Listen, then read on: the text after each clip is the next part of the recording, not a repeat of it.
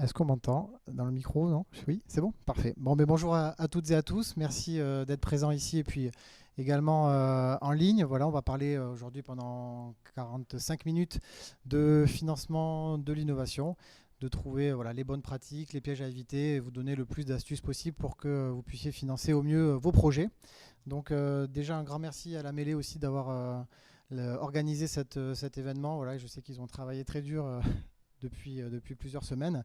Donc bravo à eux et merci également à mes deux intervenants qui viennent me soutenir dans cette conférence, donc Audrey Balaguet de la région et Cédric Oriol d'Agronutrice. Donc je vais les laisser se présenter rapidement, on fait un premier tour de table avant de rentrer dans le vif du sujet. Bonjour, donc Audrey Balaguet, moi je suis chargée de mission à la région Occitanie sur le développement durable et plus spécifiquement sur développement économique et plus spécifiquement sur le suivi de la filière numérique. Voilà. Donc moi, je suis Cédric Oriol, donc je suis cofondateur d'Agronutrice, qui est une société de biotechnologie spécialisée dans la production d'insectes comme source de protéines. Et donc pour terminer, donc Julien Bugeaud, société FRS Consulting, je suis le directeur de l'agence Occitanie. Et donc nous, ça fait 10 ans qu'on existe, 10 ans d'accompagnement de tous les types d'entreprises pour leur stratégie et recherche de financement public. Rapidement, on est une trentaine de personnes basées essentiellement à Paris, Toulouse, Madrid et depuis peu en Afrique de l'Ouest, Dakar et Abidjan. Donc on travaille sur 3 secteurs d'activités principaux, le numérique, la santé, voilà, biotech, etc. et l'industrie, donc tous les projets industriels que l'on peut trouver même au niveau international. Du coup, pour entrer dans le vif du sujet, alors si vous avez des questions, on va essayer de garder quelques minutes à la fin pour que vous puissiez les poser, évidemment. Est-ce que ça fonctionne? Voilà, on va d'abord aborder une question que tout le monde se pose. Voilà, quand il y a un projet qui doit être financé, on a énormément de sources de financement et parfois on peut se retrouver un peu perdu. Alors les start-upers peuvent être perdus parce qu'ils sont à fond dans leur projet. Les PME de plus grosse taille sont peut-être un peu pas au fait de tous ces financements parce qu'ils pensent parfois ne pas être éligibles. On a pu rencontrer ce genre de cas-là. Donc l'idée aujourd'hui, c'est de vous donner des clés, les bonnes pratiques pour à la fois se préparer à aller chercher ces aides-là et d'adopter la bonne stratégie. Je pense que c'est capital d'adopter la stratégie, de ne pas partir à tout va chercher des aides publiques parce que c'est le meilleur moyen alors pas de se planter, mais en tout cas de peut-être pas optimiser assez bien les financements et du coup de prendre peut-être du retard. Donc c'est vrai qu'aujourd'hui, mais pour financer le projet, il y a plusieurs sources de financement. Vous en connaissez tous. Hein. Il y a les prêts des banques, il y a les financements publics, comme on va l'évoquer aujourd'hui, les financements privés, le crowdfunding. Voilà, il y a une multitude de financements, de sources de financement, pardon. Et du coup, il faut faire le bon choix. Et le premier conseil que je donnerais, c'est de ne pas siloter en fait, chaque acteur, d'arriver à les mettre autour de la table quand c'est possible. Si je prends un exemple concret, si vous construisez une maison et que vous faites appel à X artisans, si vous ne les faites pas communiquer entre eux, il y a de fortes chances que votre maison se construise pas dans les temps et peut-être même se construise mal. Donc l'idée, voilà, c'est d'avoir ce sort de maître d'œuvre qui puisse articuler tous ces intervenants, tous ces experts pour financer au mieux vos projets. Du coup, une fois qu'on a fait ce constat-là de cette multitude de sources de financement, on se rend compte qu'il y a un élément qui va revenir assez souvent, et un terme de fonds propres, le terme de fonds propres qui est capital, sans jeu de mots, qui est capital pour le financement des projets. Et en général, la règle que tout le monde connaît, c'est pour 1 euro de fonds propres, vous pourrez avoir 1 euro d'aide. Bon, donc ça veut dire qu'il faut bien anticiper les choses. Et ces fonds propres vont déterminer votre capacité à aller chercher des différentes aides. Du coup, cette stratégie-là va vous servir, cette stratégie de financement, à faire des effets de levier pour que, au lieu d'avoir 1 euro, vous puissiez en avoir un peu plus, et ainsi de suite, pour avoir en face une somme que vous puissiez, qui est à la hauteur de votre projet, voilà, en fonction de la maturité de votre projet. ces effets de levier, par exemple, pour vous donner un premier cas concret, si vous avez, par exemple, une levée de fonds à faire de 50 et que vous cherchez en face un financement public, vous allez devoir le faire dans le bon tempo. Si vous faites la demande de financement public avant de faire la levée de fonds, vous pouvez être pénalisé doublement parce que vous n'aurez pas collecté un montant d'aide publique suffisant, et en plus vous serez un peu plus dilué si jamais vous faites une levée de fonds trop importante. Donc ça, on y reviendra rapidement tout à l'heure, et on peut passer donc à la deuxième partie et surtout pouvoir avoir l'expertise des deux intervenants du jour. Donc se préparer, comme vous pouvez le voir, c'est capital, et aujourd'hui je vous donnerai deux axes pour se préparer. Tout d'abord, l'écosystème de l'innovation. On l'entend partout, mais c'est vraiment crucial de ne pas rester entre guillemets isolé, et les startups connaissent bien normalement cet écosystème. On en a la preuve cette semaine avec la mêlée notamment. Savoir s'entourer, c'est important. Et quelques exemples justement de ce que j'estime être les bons maillons d'un écosystème. Tout d'abord, on n'y pense pas souvent, mais ne serait-ce que l'expert comptable. Si l'expert comptable n'est pas aguerri au financement public, vous allez avoir plus de difficultés, ça va être moins fluide, et tous les autres acteurs vont avoir peut-être plus de mal à travailler avec l'entreprise. Donc ça, c'est un des premiers points. Ensuite, vous avez tout ce qui concerne les incubateurs, les accompagnateurs, les accélérateurs. Tout ça va être des relais importants pour capter de l'information. Comme les clusters, comme les associations type La Mêlée, on est en plein dedans. C'est capital. Et je terminerai par les pôles de compétitivité, qui sont eux aussi un acteur clé, surtout au niveau régional et par secteur d'activité, qui vont vous flécher vers des dispositifs, qui vont vous flécher vers des partenaires. Et je crois que là, on a un exemple très concret avec la société Agronutrice et le pôle de compétitivité Agri Sud-Ouest. Peut-être que Cédric, tu peux dire un mot justement sur le projet qu'ils ont permis de co-construire. Oui, tout à fait. Donc c'est vrai, comme ce qu'évoque Julien, c'est vrai qu'être très actif dans son écosystème, c'est important pour avoir des pistes de financement possibles, et notamment via les pôles de compétitivité. Donc pour citer un exemple très concret, donc, nous on est acteur de l'agroalimentaire, et on est donc membre du pôle de compétitivité Agri Sud-Ouest Innovation. Donc un des rôles de ce pôle de compétitivité, ça va être d'identifier les potentiels dispositifs auxquels que les membres pourraient solliciter. Et donc nous, dans le cadre de notre participation au pôle Agri Sud-Ouest Innovation, ils nous ont mis en relation avec une autre société, une autre start-up qui avait une activité complémentaire à la nôtre. Donc un des pans de notre activité, ça va être de produire des farines d'insectes pour l'aquaculture, pour nourrir des poissons. Donc ils nous ont mis en relation avec une société spécialisée en aquaponie. Donc la capacité d'élever des poissons en circuit fermé et de produire des végétaux. Et donc assez rapidement, donc la mise en relation s'est faite via ce pôle de compétitivité, et assez rapidement on a vu qu'on pouvait faire émerger un projet d'innovation commun qui allait être créateur de valeur, et pour nous Agronutrice en tant que producteur d'aliments, et pour cette société qui s'appelle Ozon en tant qu'aquaponiste. Et donc ce projet a émergé au sein du pôle de compétitivité. Le pôle de compétitivité a vraiment été partie prenante pour nous aider à le structurer, à le faire naître, que ce soit du point de vue de sa viabilité au moment où on va le financer, au niveau de ses potentialités au moment où on va le développer. Et une fois que le projet a été suffisamment mûr, le pôle de compétitivité, là, en commission, l'a labellisé. Et avec ce label-là, ça nous a permis d'aller chercher un financement régional, qui était le financement régional qu'on avait pressenti pour ce projet. Donc au final, on a obtenu ce financement.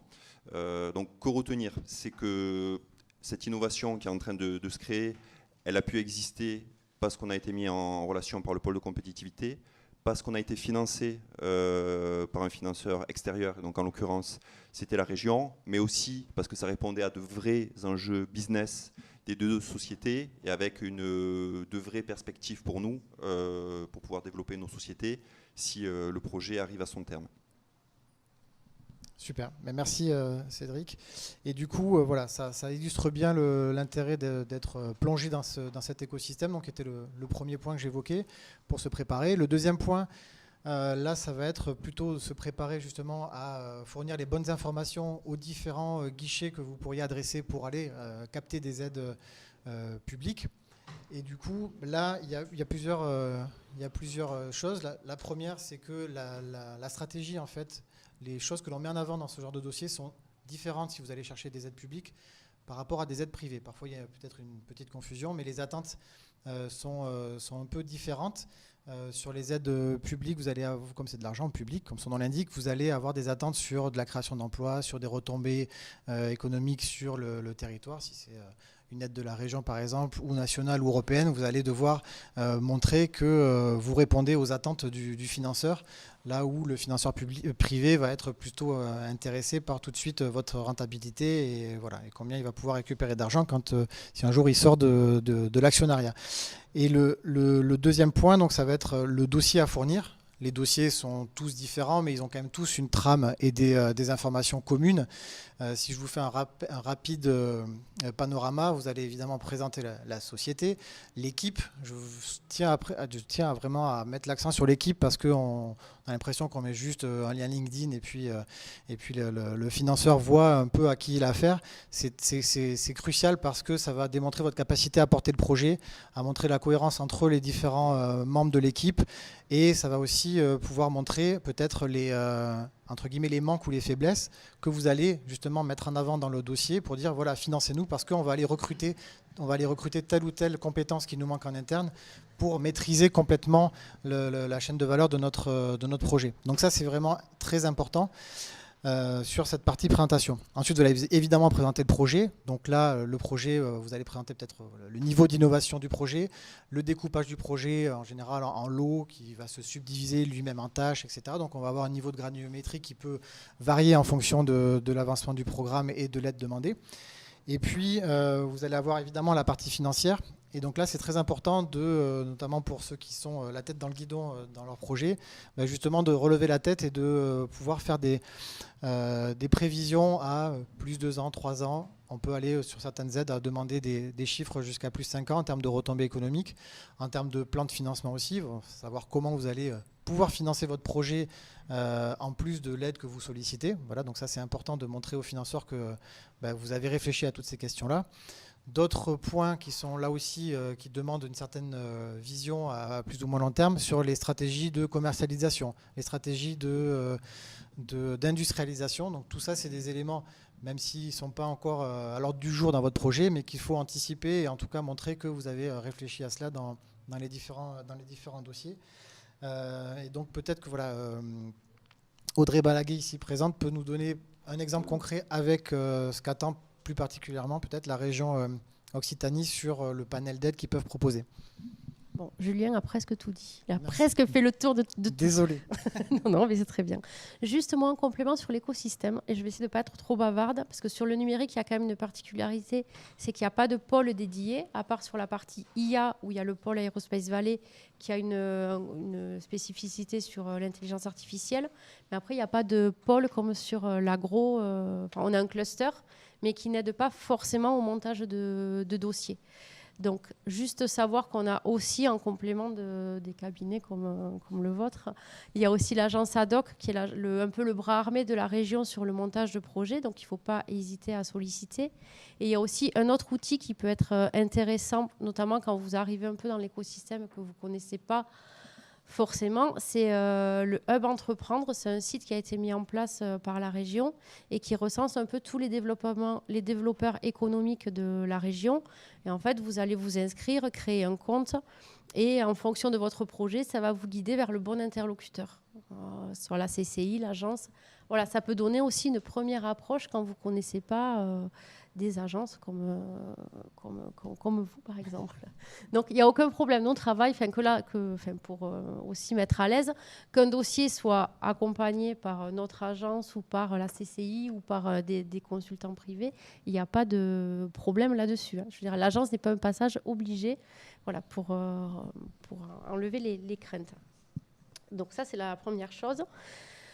pour compléter un peu ce que Julien a dit, mais il a quand même ciblé tous les points, les points principaux. Non, mais c'est bon signe hein, pour les dossiers que vous montez. Donc, c'est déjà, nous, on va regarder effectivement la stratégie globale. Parce que certes, vous avez une innovation, et c'est un peu le défaut qu'on peut trouver parfois, c'est qu'en fait, vous vous focalisez tellement sur l'innovation et sur la technique à être là-dedans, que soit vous présentez que ça, et nous, on a besoin effectivement de comprendre la projection commercialement, qu'est-ce que vous avez envisagé sur le modèle économique. Alors, on sait que quand vous êtes au début, vous ne pouvez pas avoir votre modèle économique qui soit fait, mais on veut juste voir que vous y avez réfléchi et que vous avez une première idée. On sait que ça sera ajusté, voilà, qu'il y aura déjà des ajustements tout au long, mais il faut qu'on voit... Alors moi, je vais vous donner des exemples et je vous promets que je ne vous mens pas, mais pour illustrer ce qu'on peut vivre aussi de notre côté administratif. Moi, j'ai eu des auditions d'un projet. Donc, les messieurs me présentent le projet. Je dis, bon, ben, je n'ai pas le modèle économique. À quoi vous avez pensé? On ne sait pas. Comment ça, vous ne savez pas? Ben non, là, on fait l'innovation. Et si ça fonctionne, on verra. Ben, le problème, c'est que nous, c'est quand même de l'argent public. Je viens de le répéter. Et que... Ben, ça coince. Enfin, voilà, c'est pas possible. Pareil sur la commercialisation ou sur la stratégie financière. Il peut y avoir l'écueil de personnes qui sont à fond sur le projet, qui vont se dire, ben voilà, moi j'ai tant à mettre dans le projet. Ok, vous avez tant, mais quelle est la stratégie? Comment vous voyez le futur? Comment vous allez financer? Ok, là vous avez du cash, mais... il faut anticiper. Est-ce que vous avez prévu de faire une levée de fonds ou est-ce que... Enfin, voilà. Nous, on a besoin d'être un peu rassurés qu'il y a une stratégie au-delà de la technique, voilà, que l'aspect commercial a été réfléchi, que l'aspect un peu financier a été réfléchi. D'où l'intérêt aussi de l'expert comptable qui, souvent, peut être de bons conseils quand, au début, on est une équipe et qu'on n'est que sur du technique. Et ben, l'expert comptable peut aussi accompagner. Donc, voilà, ça, c'est des éléments qui, nous, vont nous rassurer aussi.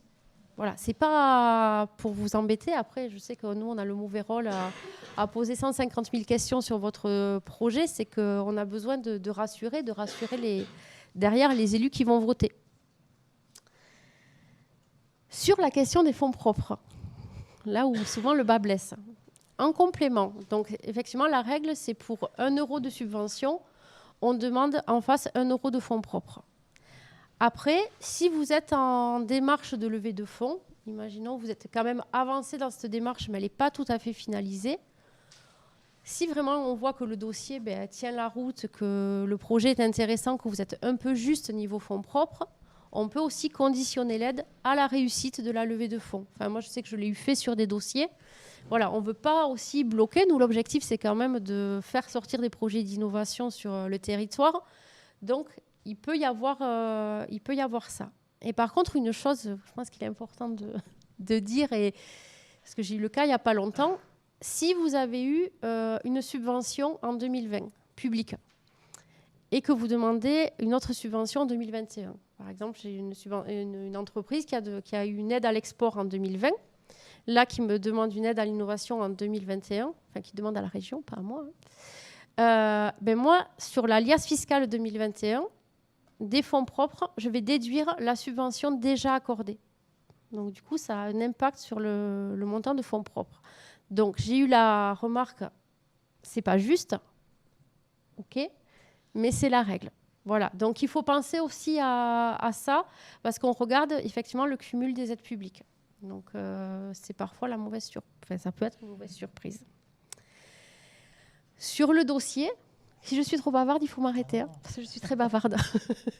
Sur le dossier, moi, le conseil que j'ai à donner c'est attention aux effets de mode aussi. Alors, en ce moment, on est à fond. L'IA, ça commence à devenir un peu dépassé, mais la blockchain, les capteurs, le prédictif. Donc, des fois, ça peut être un peu décevant aussi. J'ai un dossier où on avait annoncé, alors moi, spécifiquement à la région, je suis sur les dossiers IA. Donc, dès qu'on voit IA marqué quelque part sur le numérique, c'est pour moi. Donc, il y a un dossier, je n'ai pas l'impression que ce soit trop pour moi. Si, mais il y a marqué IA. Et en fait, IA, c'était juste un tout petit module, une toute petite brique. Mais voilà, on n'a pas besoin forcément de... Enfin, il peut y avoir de l'innovation dans plein de domaines. Et attention aux effets de mode et à ne pas vouloir placer des mots parce que ça fait bien de les placer. Enfin, voilà, je vous donne moi le retour. Je préfère être... Non mais voilà, c'est un peu agaçant. En fait, quand on s'attend à un super projet IA, et en fait pas du tout, il n'y a pas d'IA derrière. Donc voilà. Voilà, c'est à la mode. Et ensuite, avoir un truc à l'esprit, c'est que vous nous envoyez les dossiers. Nous, au final, c'est les élus qui ont le dernier mot. Les élus ne sont pas techniciens. Ils ne sont pas ingénieurs. Ils sont pas... Donc, il y a un effort de vulgarisation à faire. Alors, je sais que c'est toujours difficile de trouver le juste milieu entre... Parce que moi, au début, je disais, mais c'est bon, je n'ai pas besoin de 50 pages de technique. Bon, à côté de ça, je me suis retrouvée avec des dossiers à 2 pages. Avec des entreprises qui demandaient 400 000 €. Là, je vous le dis de suite, ce n'est pas possible. Parce que là, on dit, bon, au bout d'un moment, il y a quand même un enjeu. Mais c'est de trouver le juste milieu, d'un peu vulgariser pour que les élus puissent comprendre, que nous, on puisse leur faire comprendre. Et puis, à la région, vous aurez des chargés de mission. Alors, typiquement, sur l'agroalimentaire, mon collègue Cédric Lemaître est ingénieur de formation. Donc, lui, ça va lui parler. Moi, typiquement, ça fait un moment que je suis dans le numérique, mais je n'ai pas une formation d'ingénieur. Donc, à force d'y être, il y a des choses que je comprends. Mais si vous m'envoyez un pavé qu'avec des trucs techniques, le problème, c'est que derrière, on va perdre du temps. C'est que du coup, je vais vous recontacter, je vais chercher à comprendre. Et il y a un élément chez nous qu'il faut avoir en tête et qui est très, très agaçant. Mais pour nous aussi, c'est qu'on a des délais incompressibles administratifs sur lesquels on n'a pas la main, qui vous agacent énormément, mais nous aussi. C'est-à-dire que, un exemple précis, c'est que là, pour les dossiers qu'on va présenter aux élus à la commission permanente de décembre, on a dû rendre nos rapports d'instruction où on présente vos projets il y a 1 semaine. C'est-à-dire qu'on a 2 mois et demi, 3 mois de mise dans les circuits, de validation par la hiérarchie. Il y a tout un délai sur lequel, malheureusement, on n'a pas la main. Donc déjà, quand vous déposez le dossier, vous savez que vous prenez 3 mois. Alors imaginez si en plus le dossier est mal monté ou trop technique et vous tombez sur moi, qui ne suis pas technique. Donc je vais vous refaire travailler le dossier, du moins m'expliquer. Voilà, et ça, ça joue. Et malheureusement, des fois, on vous annonce des délais, ça ne nous amuse pas. Moi, je ne suis jamais très à l'aise, mais on n'a pas la main là-dessus. Donc il faut essayer de vulgariser, de trouver un juste milieu. Bien sûr qu'il nous faut les verrous techno, qu'il nous faut sur quoi porte l'innovation, mais essayer de vous dire, au final, les rapports sont présentés à des élus, et ces élus, nous, sur l'économie, on passe plus de 100 dossiers par commission. Donc les élus lisent plus de 100 dossiers. Donc au bout d'un moment, nous, on essaie de le rendre le plus digeste possible. Mais c'est vrai que plus le dossier arrive travailler en ce sens, et plus c'est facile pour nous, et plus ça va vite aussi pour présenter les dossiers. Voilà. Merci pour ce décryptage. Non, c'est toujours intéressant d'avoir justement le regard du financeur directement. Donc il faut prendre des notes. Pardon. Un dernier point très important. Excusez-moi. Dans nos dossiers, vous verrez à la fin, il y a des critères d'éco-conditionnalité sur l'impact sur l'environnement, sur le côté social, sur le côté emploi. Il y a beaucoup majoritairement, souvent, j'ai oui, non, ou je trie mes déchets. Alors, mais c'est véridique, je vous le promets. Donc, il y a 2 ans, ça passait. Maintenant, ça passe plus. Vous savez que la région, quand même, c'est des thématiques qui tiennent à cœur à nos élus. Il y a un pacte vert qui a été voté en juillet 2020. Donc, c'est des éléments qu'on prend de plus en plus en considération et que l'on regarde. Et maintenant, c'est que pour nos taux d'intervention, c'est des éléments qu'on regarde. Au-delà de la création d'emplois, de l'innovation, on va regarder aussi un peu l'impact environnemental, la politique sociale. Voilà. Donc, c'est des éléments, ces critères d'éco-conditionnalité. Ça vous agace, mais il faut les travailler. Parce que de toute façon, si vous mettez oui, non, on vous demande de les retravailler derrière. Donc voilà, c'était le dernier point. C'est vrai que c'est demandé de plus en plus dans beaucoup de guichets, pas seulement la région, mais BPI France, l'ADEME, n'en parlons pas, l'Europe, etc. Donc c'est important. Et je rebondis sur effectivement le cumul qu'il pourrait y avoir dans les dépôts de dossiers. En général, là aussi une règle qui a ses exceptions, mais qu'il faut avoir en tête, c'est que quand on dépose un dossier sur un guichet, en général, pour recandidater à ce guichet, il faut attendre d'avoir finalisé le premier projet. Donc ça aussi, c'est pour éviter qu'il y ait, que ce soit le Far West, qu'il y ait des demandes d'aide toutes les semaines. Donc c'est important d'avoir ça également en tête. Du coup, on va pouvoir basculer sur le chapitre de la stratégie. Voilà, je pense que c'est le cœur du réacteur, comme on dit. La stratégie, elle va être évidemment unique pour chacun des projets, chaque entreprise. Donc évidemment que sinon il y aurait des recettes toutes faites, ça se saurait. Du coup, l'idée, ça va être de bien choisir les aides. On a parlé tout à l'heure des sources de financement. Là, on va faire un focus un peu plus précis sur les aides publiques. Voilà, auxquelles vous pouvez candidater. Il y en a vraiment de tout type, mais il y a 2 grandes catégories que certains d'entre vous, je pense, connaissent, mais bon, il faut aussi que tout le monde ait bien ça en tête. Les aides indirectes, qu'on appelle comme cela parce qu'elles se matérialisent par le fait de pouvoir récupérer une fois que la dépense a été faite sous forme de crédit d'impôt en général, comme certains dispositifs que vous devez connaître, crédit d'impôt recherche ou crédit d'impôt innovation. Donc vous pouvez déduire de vos impôts une partie des dépenses que vous avez effectuées en recherche, développement ou innovation au cours de l'année précédente. Donc ça, c'est un des dispositifs stars qu'il est important de mettre en place et surtout d'utiliser comme un réel outil de pilotage.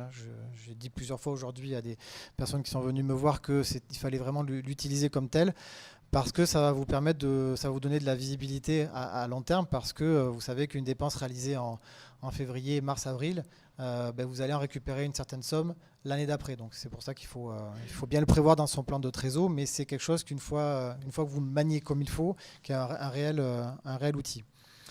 Donc on pourrait passer plusieurs heures sur ce dispositif-là, mais ce n'est pas le sujet. Donc il y a les dispositifs de financement indirect et les dispositifs de financement direct qui sont bien plus nombreux, vu que là on va parler de tout ce qui concerne les subventions, les avances récupérables, les prêts, etc. Il fait très chaud ici.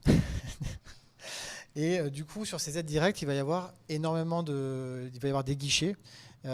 Sur chaque guichet, il va y avoir X dispositifs sur lesquels vous allez pouvoir candidater. Donc, il va falloir faire un bon ciblage et donc identifier le ou les bons dispositifs que vous allez pouvoir activer. Donc, si j'énumère quelques critères stratégiques, vous allez avoir notamment le critère géographique. Vous allez demander une aide soit à la région, soit au niveau national, soit au niveau européen. Donc ça veut dire que derrière, il y a une stratégie à avoir en fonction de cette demande-là. Il y a le type de financement. Évidemment, tout le monde souhaite avoir de la subvention, mais ce n'est pas toujours le cas. Vous pouvez sinon avoir de l'avance récupérable ou du prêt.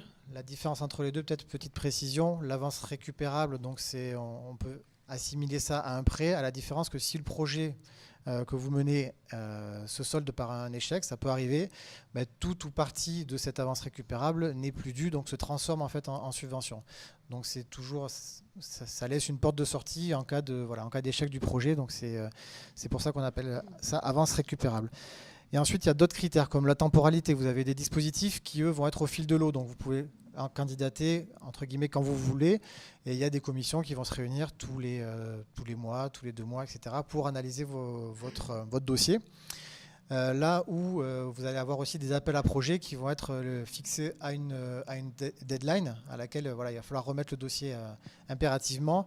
Et là, on peut avoir des aides sous forme de concours. Donc là, il ne va pas falloir seulement avoir un dossier bien monté, un dossier intéressant. Il va falloir avoir un dossier meilleur que les autres, vu qu'il n'y aura qu'un certain nombre d'élus ou en fonction des budgets qui sont alloués à l'aide.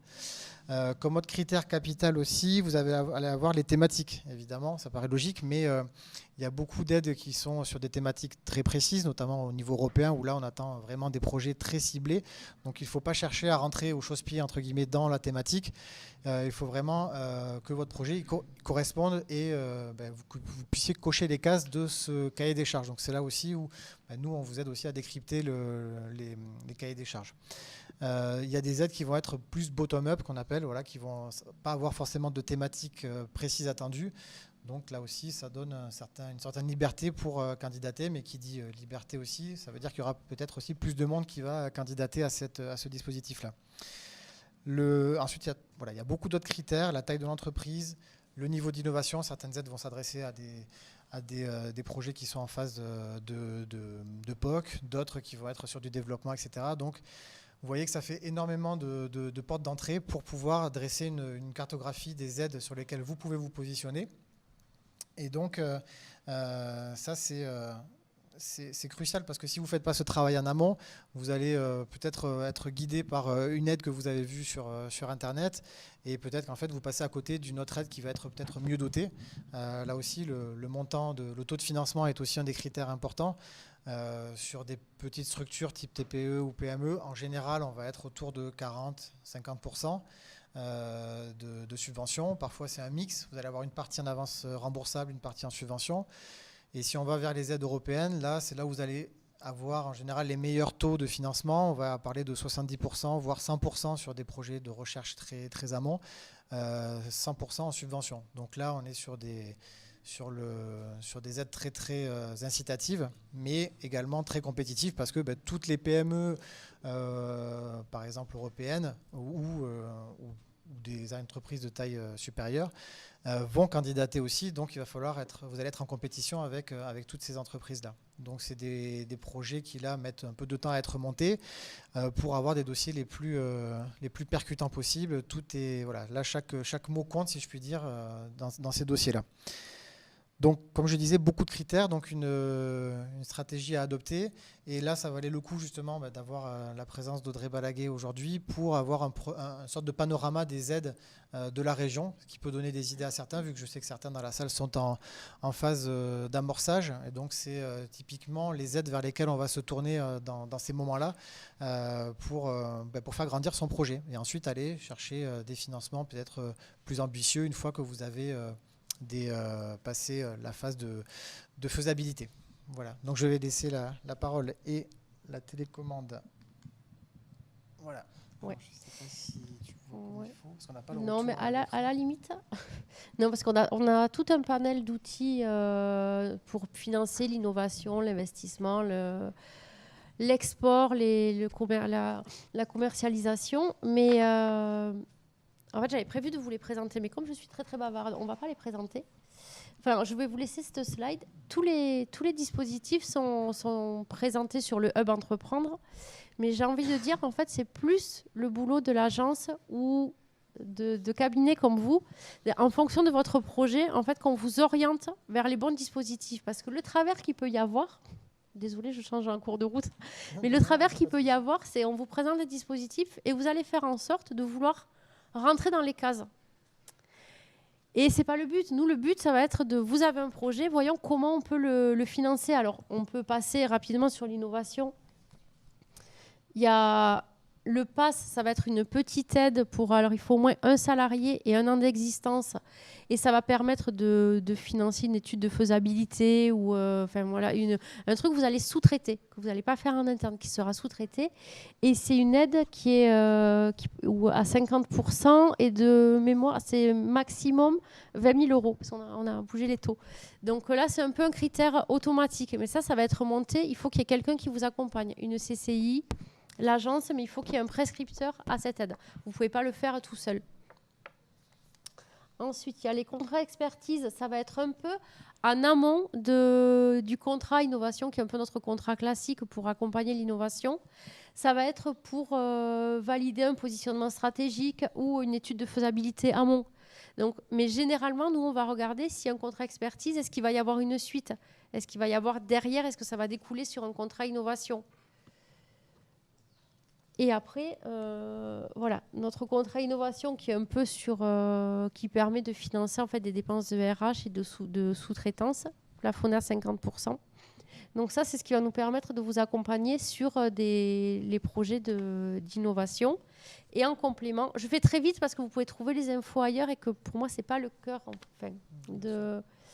Et après, on a notre appel à projet collaboratif Redinov. J'imagine c'est à Redinov que vous avez... Oui, c'est à Redinov voilà. qu'on a candidaté et qu'on a obtenu. Voilà. Donc là, c'est pour encourager la collaboration entre des entreprises ou laboratoires entreprises. Mais l'idée, c'est qu'il y a quand même pas mal d'outils pour financer l'innovation. Après, sur la commercialisation, après, quand vous débutez, On sait que c'est difficile, qu'il y a des outils, mais que ce n'est pas forcément facile toujours de rentrer dans ces outils. Mais pour moi, l'important, c'est de vous faire accompagner et de bien définir votre projet. Et à partir de là, ça va être le rôle de Julien, de ses équipes, de l'agence, des CCI, de vous accompagner à trouver le meilleur outil. Parce que vous allez vouloir rentrer dans un outil, mais en fait, moi, ça m'arrive des dossiers des gens qui ne sont pas fait accompagner, qui vont déposer, en fait, on va dire, mais non, mais en fait... C'est plutôt celui-là qui... Alors, c'est pas grave, on transforme l'outil, il n'y a pas de problème, mais voilà, peut-être plus... N'hésitez pas, ça peut vous paraître des fois une perte de temps, mais le temps que vous allez passer à vous faire accompagner, à bien définir votre projet, c'est du temps que vous gagnez après sur la sollicitation que vous allez faire ou sur le dossier que vous allez monter. Je ne pouvais pas dire mieux. Effectivement. Je ne prends pas de pourcentage, hein, je précise. Parce que bon. Non, mais je crois que voilà, quand on voit le panel d'aide qu'il peut y avoir déjà au niveau de la région, si vous multipliez ça par le nombre de guichets existants aujourd'hui, vous vous retrouvez avec voilà, une quantité assez importante d'aides disponibles. Donc l'idée, c'est vraiment de pouvoir avoir les infos dans le bon timing parce que surtout depuis un an et quelques avec le Covid, on a vu des dispositifs apparaître dans des laps de temps très courts avec des temps de déposer les dossiers très courts, hein, de un mois parfois, 2 mois.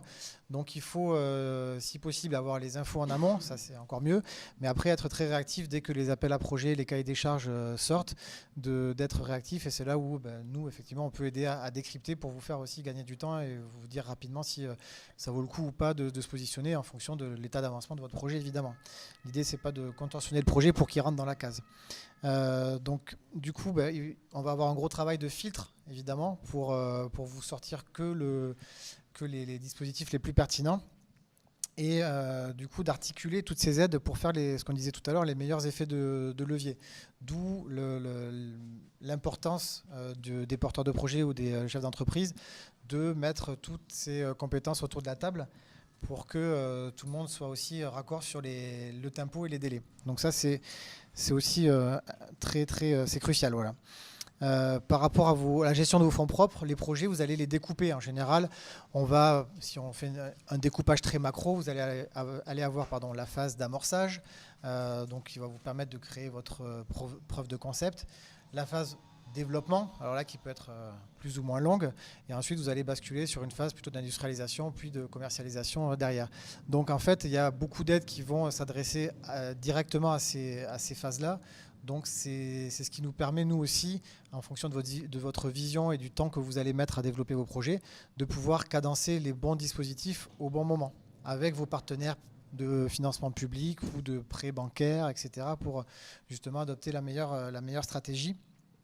Et voilà. Et avant de passer la parole à Cédric pour qu'il vous montre concrètement un peu l'étendue des aides qu'ils ont pu obtenir les dernières années. Voilà, on les accompagne depuis 5 ans, je crois, maintenant, à peu près. Je voudrais dire un dernier mot, c'est que recevoir une subvention, c'est pas juste de l'argent. Ça, c'est important. Ça vous permet de bien décrire votre projet, de lever la tête du guidon, comme je le disais tout à l'heure.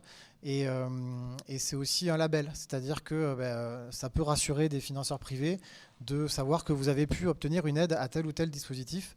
Voilà, parce que vous pouvez présenter vos projets, vous récupérez aussi des fonds pour cofinancer le projet avec eux. Donc ça c'est matière à les rassurer. C'est des labels sur certains dispositifs qui sont très compétitifs, qui vous servent aussi à communiquer dessus pour vos clients. C'est pas négligeable. Les clients qu'on oublie aussi souvent comme source de financement, hein, quand vous avez la chance d'avoir une activité qui vous rapporte de l'argent, c'est aussi une source de financement pour vos projets innovants, au-delà des fonds privés, publics, etc. C'est aussi important à voir. Du coup, donc je disais que c'est pas seulement de l'argent et que pour chaque aide, l'idée c'est pas pour chaque projet, l'idée c'est pas d'aller tête baissée sur toutes les aides. Hein. L'idée c'est pas d'être chasseur de primes comme on dit, mais de bien cibler, d'articuler en fonction de chaque projet ou chaque brique de votre projet. Et c'est exactement l'exemple qu'on va voir tout de suite avec Cédric, c'est qu'il y a eu un découpage de leurs activités pour aller chercher des financements pertinents. Ça n'a pas été la ruée vers l'or et aller sur des aides à tout va, parce que tout le monde s'épuise, tout le monde passe du temps pour rien. Donc ça, c'est très important. Et ça n'empêche qu'il y a eu des opportunités, comme il l'a dit tout à l'heure, avec Agri Sud-Ouest, sur un nouveau programme. Mais voilà, tout ça, ensuite, c'est bien réfléchi et il faut que l'aide ait un effet booster, en fait. Il ne faut pas que ça vienne sauver votre entreprise parce qu'en général, le financeur le voit et ça ne le rassure pas trop parce que lui, il finance une partie, mais il veut s'assurer que vous puissiez bien financer l'autre partie. Donc, il faut que ça soit un catalyseur, un booster, soit pour aller plus vite, pour être plus rapidement sur le marché, soit pour aller plus loin peut-être techniquement et proposer des nouvelles fonctionnalités ou des nouveaux services qui vont là aussi vous apporter une différence par rapport à cette concurrence. Cédric, je te laisse la parole. C'est vrai il te reste 5 minutes. Ça marche. Et, on a fait une petite slide synthétique justement. Hop. Voilà, où vous avez un peu l'éventail des aides qu'a perçues à Agronutrice et je laisse. Merci Julien. Oui, donc déjà, ce que je peux dire, c'est en tant qu'entrepreneur, est-ce qu'il y a un intérêt à aller chercher des aides publiques? La réponse, elle est clairement oui. Et clairement, les aides publiques, ça n'a pas vocation à être la source principale de financement d'une entreprise, mais ça peut être une source de financement réellement significative, avec des potentiels effets de levier. Parce qu'on parlait le fait que les aides pouvaient être un effet de levier sur les fonds propres, mais aussi le fait d'avoir obtenu des aides, ça peut être un effet de levier quand on va voir les banques, quand on va voir les investisseurs qui se disent « Ok, je vais prendre moins de risques sur ce projet parce qu'il est en partie financé par la force publique. » Donc vraiment, cet effet de levier fonctionne dans les deux sens. Après, une fois qu'on a la conviction que l'aide publique peut être utile, là, comme on l'a vu, et je pense que c'est la conclusion que beaucoup d'entre vous ont eue, c'est que c'est très complexe. C'est très complexe et le périmètre des aides et des subventions change de manière assez régulière suivant les budgets disponibles, le contexte. Donc il y a un bon exemple avec le Covid qu'on a vécu ces dernières années. Et c'est vrai qu'en tant qu'entrepreneur, c'est assez compliqué d'avoir l'expertise en interne et la veille pour savoir comment ce paysage des aides publiques évolue. Et donc c'est vraiment important de pouvoir se faire accompagner. Donc on évoquait tout à l'heure les pôles de compétitivité, l'agence régionale, mais le fait aussi de se faire accompagner par des prestataires privés comme FRS, mais ça a une valeur très très importante quand on est entrepreneur, parce qu'on sait qu'on va avoir la bonne information au bon moment pour pouvoir répondre quand il le faut sur les différents dossiers. Et il y a vraiment cette notion de timing qui apparaît, c'est-à-dire que notamment par exemple dans le cas du Covid, par moment il y avait des appels à projets et on savait qu'il y avait une fenêtre, si je peux m'exprimer ainsi, pour répondre de quelques mois, et donc c'était important d'avoir la bonne information au bon moment et de savoir se mobiliser pour répondre. Voilà, pour rebondir sur ce que disait Julien tout à l'heure, c'est vrai qu'il n'y a aucun intérêt à siloter ou à être exclusif avec les différents membres de l'écosystème. Donc vraiment, n'hésitez pas à aller parler avec l'agence régionale, avec les pôles de compétitivité, les clusters, la région en direct, le ou les prestataires qui vous accompagnent, l'expert comptable, parce que plus vous allez discuter avec cet écosystème, plus vous allez être capable d'amalgamer les bonnes informations et d'être drivé vers les bons dispositifs. Après, pour dire un mot sur l'accompagnement, donc je suis venu ici sur l'invitation de Julien d'FRS et je suis venu vraiment bien volontiers parce que sans cet accompagnement-là, on n'aurait pas pu bénéficier de tous les dispositifs que vous pouvez voir dans cette présentation et qui sont voilà, assez significatifs dans le financement de notre entreprise. Et je pense que quand on veut se faire accompagner, au moment où vous allez regarder un prestataire qui va être en capacité de vous accompagner, je pense qu'il y a plusieurs choses à regarder. C'est d'abord si ce prestataire va être en capacité d'avoir une vision 300, on va dire 360, c'est-à-dire parce qu'il y a des prestataires qui vont se focaliser que sur le crédit impôt recherche, que sur une typologie d'aide régionale, que sur une typologie d'aide européenne. Donc nous, le choix qu'on a fait chez Agronutrice, mais après chacun est libre de faire son choix, mais c'est de travailler avec un prestataire qui a vraiment une vision à 360 degrés pour pouvoir nous apporter un accompagnement complet sur les différentes aides publiques. Après, l'autre point qui a été important pour nous dans le choix d'un prestataire sont les équipes avec qui on va travailler au quotidien pour faire ces différents dossiers.